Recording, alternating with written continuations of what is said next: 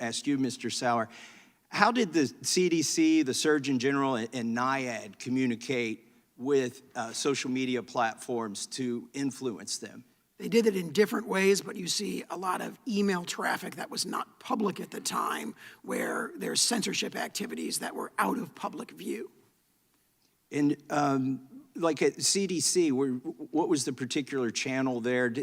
I heard that they had some portal partnership that they could access directly to Twitter. Who were the people involved? That's correct. You see both Twitter and Facebook offering federal officials privilege access to be sort of privileged flaggers of misinformation, using something that Twitter calls the partner support portal, and something that the Facebook emails describe as Facebook's misinfo reporting channel. And they assure them, hey, if you go through this process, you'll get very prompt responses. We'll prioritize escalation of your concerns. So the government literally signed up as a partner with the social media companies. I think that's a very fair comment on our evidence. So one other avenue that I want you to tell us about that the government may have had influence is this virality project. Can you tell us what that is and what they do, and if they receive taxpayer money? The Virality Project is a kind of consortium of private entities working hand in glove with the federal government. It's really just an extension under a different name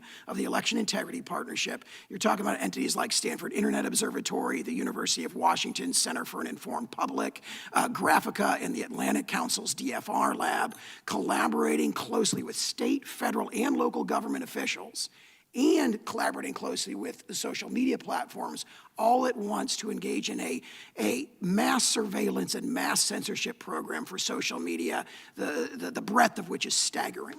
Imagine my surprise when I found out that the Virality Project was targeting my communications in social media with my constituents. In June, they said Representative Massey uses a Cleveland Clinic study to allege, counter to CDC guidance, that previously infected people do not need the vaccine. They were concerned that my Fox News interview had gone viral with 393,000 Facebook views. And then finally they said, whether or not this is a case in which scientific consensus is changing. In other words, whether this is true or not, they said that natural immunity key narrative and is a source of uncertainty, not only among anti-vaccine activists, but also among the questioning and hesitant. That uncertainty must be addressed by experts and openly and responsibly communicated to the public. And this Virality Project, working with the government, was advising the social media companies on what to censor. Is that correct?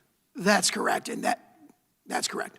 So here's what I find disturbing. Not necessarily that my tweets were censored, but if this is one of the tweets where natural immunity is better than vaccine immunity. There were multiple studies supporting that. I had subsequent tweet just like this that referenced those studies. It got blocked too, but what concerns me is this statement down here. This tweet can't be replied to, shared, or liked. Okay, shared. Are we, when we do this to constituents, are we squelching their First Amendment? Absolutely. The Knight versus First Amendment sitter, a case that Mr. Seligman was talking about in the Second Circuit, held that liking, commenting, reposting, retweeting, there's case law indicating these are First Amendment protected activities. I think it's appalling that we've got evidence that the First Amendment was violated by the executive branch, particularly people trying to redress their government. Yield back. Gentleman's time's expired. Gentlelady from Texas, Ms. Garcia, is recognized for 5 minutes. Thank you, Mr. Chairman.